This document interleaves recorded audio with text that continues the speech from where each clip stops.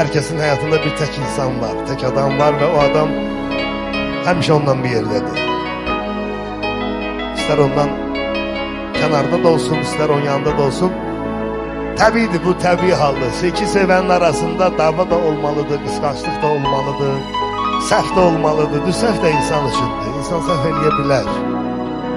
Amma ali insan odur ki, o səhvdən nəticə çıxardır və bir daha onu təkrar eləmir.